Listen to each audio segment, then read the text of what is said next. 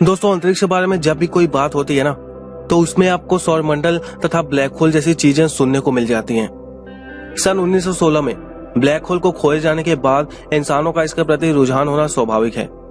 आज हर कोई black hole के बारे में कुछ न कुछ जानता है, परंतु दोस्तों, अंतरिक्ष में क्या सिर्फ ब्लैक होल ही होते हैं? शायद नहीं, क्योंकि व्हाइट होल जैसी चीजों के बारे में भी मैंने सुना है और शायद इन चीजों के बारे में ज्यादातर लोग नहीं जानते होंगे। और यही कारण है कि आज की हमारी वीडियो व्हाइट होल के ऊपर बेस्ड होगी, जिसमें मैं आपको व्हाइट होल से जुड़ी सारी चीजें बताऊंगा। दोस्तों, क्या आपको पता है कि व्हाइट होल और ब्लैक होल आपस में जुड़े हुए हैं? इसलिए आप कह सकते हैं कि ये दोनों ही चीजें एक सिक्के के दो पहलू जैसे हैं और इन दोनों ही चीजों के बारे में जानना बहुत ही जरूरी है। दोस्तों, सबसे पहला सवाल यही उठता है कि आखिर व्हाइट होल कहते किसे हैं? वैज्ञानिकों के अनुसार व्हाइट होल अंतरिक्ष में मौजूद स्पेस टाइम और सिंगुलैरिटी की एक ऐसी जगह है ना, जहां पर एनर्जी और लाइट यानी ऊर्जा और प्रकाश को छोड़कर कोई भी चीज बाहर से अंदर नहीं जा सकती है। व्हाइट होल और ब्लैक होल दोनों को ही आइंस्टाइन फील्ड ऑफ इक्वेशन के माध्यम से बनाया गया है। इसलिए कई वैज्ञानिकों का यह कहना है कि ये दोनों ही चीजें एक दूसरे के विपरीत हैं। दोस्तों, क्या आपको पता है कि व्हाइट होल किसी भी तारे से अरबों गुना ज्यादा चमकदार होता है? जो वैज्ञानिक व्हाइट होल के अस्तित्व को स्वीकारते हैं ना, वे लोग इसे वार्म होल से जोड़कर देखते हैं। दोस्तों, आप लोगों ने अगर law of conservation of energy के बारे में पढ़ा होगा तो आप लोगों को पता होगा कि एनर्जी ना तो बनाई जा सकती है और ना ही इसे नष्ट किया जा सकता है। इसे सिर्फ एक स्टेट से दूसरे स्टेट में कन्वर्ट किया जा सकता है। क्या आपने कभी सोचा है कि जब भी कोई ब्लैक होल भारी मात्रा में एनर्जी को अपने अंदर एब्जॉर्ब करता है तो उसके अंदर मौजूद ऊर्जा आखिर जाती कहाँ है? दोस्तों, वो एनर्जी ना किसी दूसरे रूप में ब्रह्मांड में ही रहता है और इसी एनर्जी से ही व्हाइट होल जैसी चीजों की उत्पत्ति होती है। इसलिए आप कह सकते हैं कि ये आपस में जुड़े हुए हैं। दोस्तों, जहां कुछ वैज्ञानिक व्हाइट होल के अस्तित्व को सच मानते हैं, तो वहीं कुछ वैज्ञानिकों का यह मानना है कि व्हाइट होल जैसी कोई चीज होती ही नहीं है।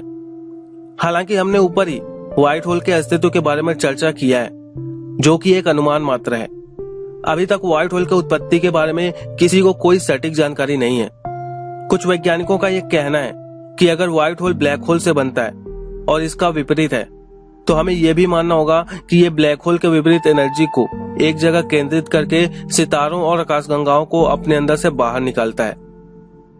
दोस्तों, ब्लैक होल बहुत ही स्ट्रॉन्ग ग्रेविटेशनल फोर्स वाले होते हैं, यानी प्रत्येक वस्तु इनके अंदर पहुंचकर अपने सिंगुलैरिटी स्टेट में पहुंच जाती है। अब प्रश्न यह उठता है कि अत्यंत बड़े द्रव्यमान वाली चीजें जैसे तारे, ग्रह, उपग्रह ब्लैक होल के अंदर समाहित कैसे हो सकते हैं? क्योंकि ब्लैक होल का आकार तो निश्चित होता है और इस कारण इसके अंदर इतनी अधिक मात्रा में मैटर कैसे रह सकता है? इस तरह उत्पत्ति होती है व्हाइट होल के अस्तित्व की।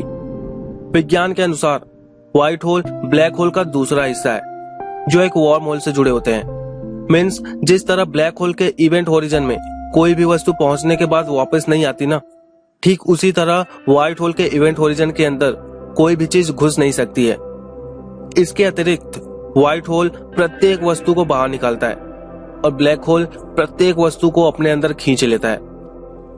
दोस्तों, वैज्ञानिकों के अनुसार ब्लैक होल को एक टेलीपोर्ट संसाधन भी कहा जा सकता है, जो किसी भी मैटर को एक स्थान से अरबों प्रकाश वर्ष दूर किसी दूसरे स्थान पर पहुंचा सकता है, यहां तक कि किसी अन्य समांतर ब्रह्मांड में भी।